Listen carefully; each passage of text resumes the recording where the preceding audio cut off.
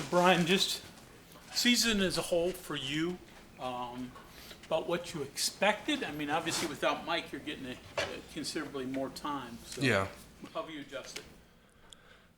Well, I'm definitely hurting for Mike. I didn't expect this to happen at all, but like given the way that things have gone, I'm just trying to make the most of my opportunity.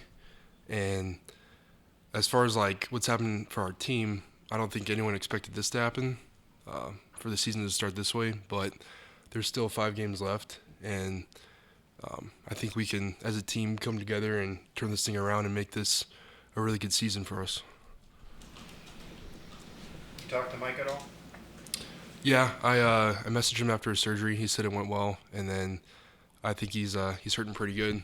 But I've had that surgery before, and I think the first couple of days is the worst part. But he said he's feeling better. So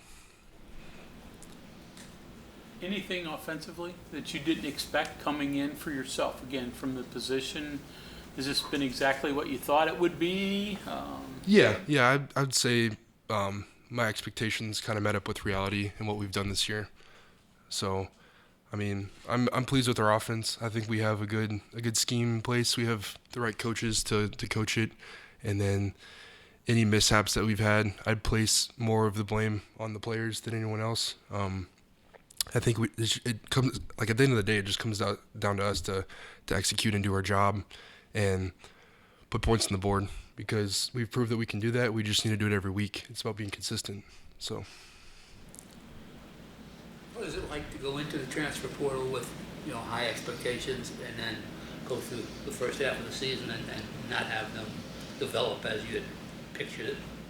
yeah, I mean, it wasn't what I expected, but I don't think anything ever is. And I think it's just testing our resilience and like how far we can go, because I think that's easy. I mean, you go down a couple games and then you lose a couple players to injury, and then some guys are like, oh, like screw the rest of the season. They might just give up. But then I think the really tough programs with the good culture, I think they find a way to finish strong and then get themselves into a nice bowl game and win that bowl game, and then gear up for the next season.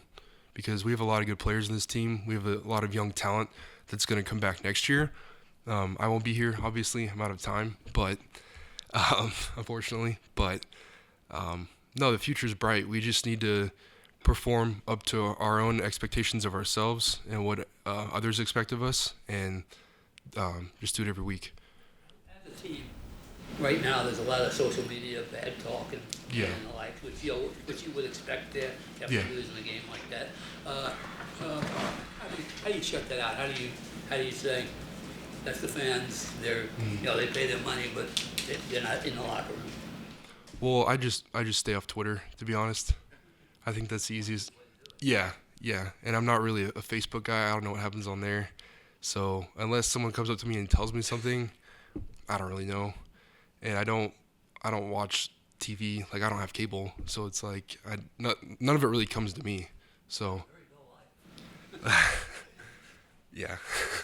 But it's no, that's a good way to shut out the noise if you just don't read it or hear any of it. So After the Texas Tech game, Coach Brown was talking about how this team has kind of been like a roller coaster. Yeah. Obviously, the Baylor game, you're up here. After the Texas Tech game, it's a different story. Who knows what could happen Saturday against TCU. I mean, if you're back up there, it's a good story again.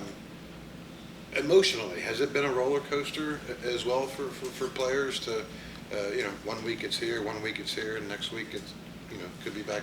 Is that difficult to deal with at all? I would say so. I mean, I've had coaches call it an emotional roller coaster, where you start off the season really excited. First game doesn't go your way, you're down here. You get your first win, you're back up here. I think the biggest thing that we need to learn from this is that when you do have success, you can't be complacent. You need to attack every week like you just had a bad loss, in my opinion. Like, that's how hungry you need to be every single week, and that's how detailed you need to be in your preparation. And given what happened this past weekend, I think we can all be better, for sure.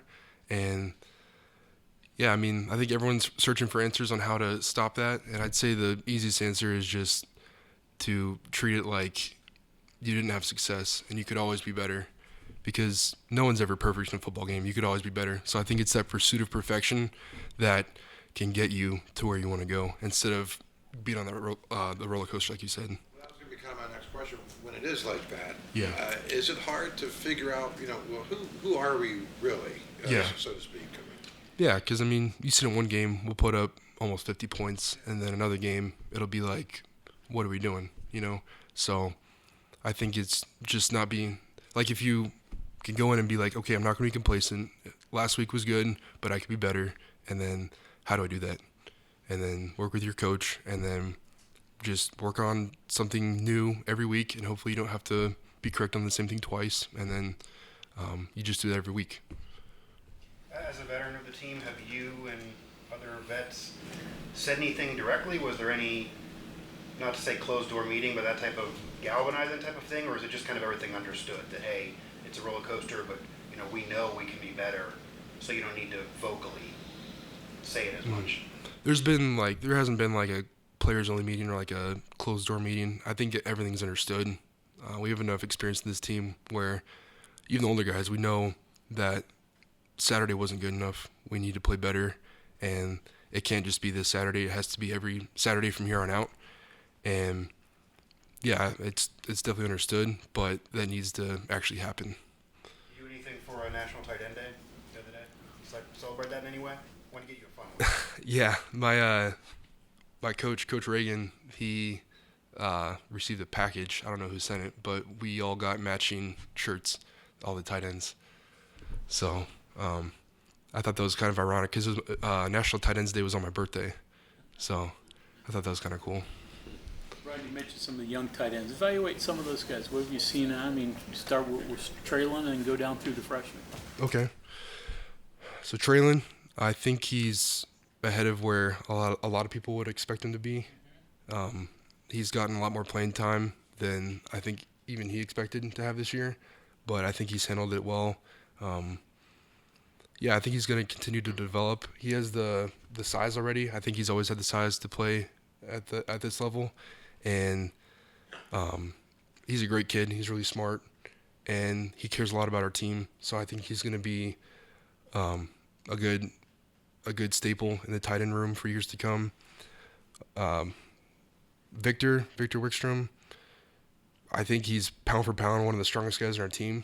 I think that he just needs to continue to learn football and develop, because he's from Sweden. So it's a lot different than like where I played in Texas, So I think once he puts everything together, I think he's going to be really dangerous, and he's going to be a phenomenal player. Will Dixon, he just got here in August, actually, and he was a late addition to our program, but he's going to be really good as well. He has elite size. I mean, I'm pretty sure I have to look up to talk to him. So he's well over 6'5", I'm pretty sure. So he's pretty fast. He's got good ball skills, and he's smart, great person. So I think he'll be really good. Theo Grable, he'll be really good. Great ball skills, great person. He's good. And then Trace Weitzel, he's good. I know he's been here for a couple years, but he just needs to continue to develop. So I mean, there's no shortage of talent in our room. We just need to keep building. Because in my opinion, we have one of the tighter rooms on the team. It's just the nature of playing tight end. So no, I think we'll be good.